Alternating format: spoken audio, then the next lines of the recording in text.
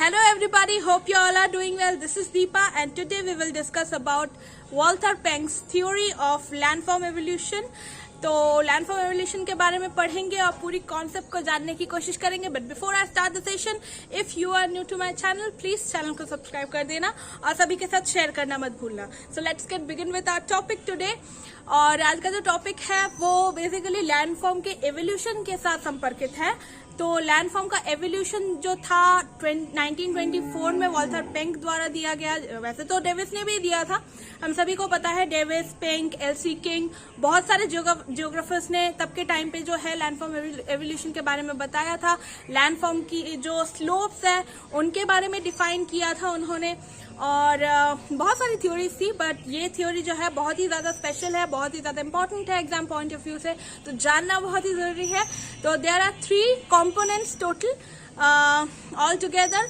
उन्हें पढ़ते हैं, जानते हैं. उन्होंने एक पर्टिकुलर टर्म इस्तेमाल किया था, दैट इज कॉल्ड एंटुइकोलन. आप सभी को पता ही होगा, अगर आपने बुक रीडिंग की होगी पहले से तो पता होगा, और अगर नहीं की है तो प्लीज सजेस्ट करती हूँ कि प्लीज एक बार रीड आउट कर लेना बुक से, क्योंकि ये बहुत ज्यादा इंपॉर्टेंट है. थियोरी एग्जाम्स में पूछे जाते हैं एंड इम्पॉर्टेंट तो है ही.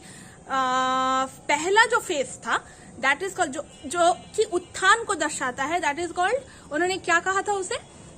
उन्होंने ऑफस्टिजेंडी कहा था. उसके बाद वाला जो समानाकार फेज था दैट इज कॉल्ड ग्लिचफॉर्मेज, और लास्ट वाला एप्स्टिजेंडी. सो ऑफस्टिजेंडी, ग्लिचफॉर्मेज और एप्स्टिजेंडी एंटुइकोलन.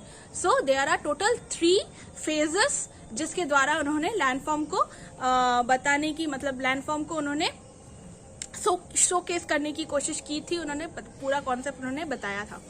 तो ये उन्होंने बहुत कठिन भाषा में बताने की कोशिश की थी जर्मनी में. तब ट्रांसलेशन नहीं आया था.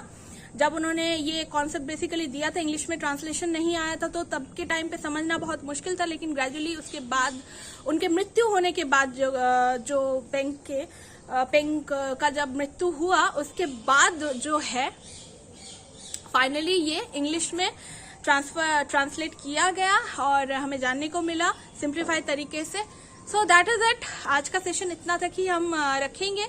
मिलता है नेक्स्ट सेशन में और कोई नया टॉपिक के साथ और जानने की कोशिश करेंगे, समझने की कोशिश करेंगे, सीखने की कोशिश करेंगे कुछ नया. तब तक के लिए टिल देन अपना ध्यान रखिए और be happy and be cool. Bye bye. मिलते हैं नेक्स्ट सेशन में.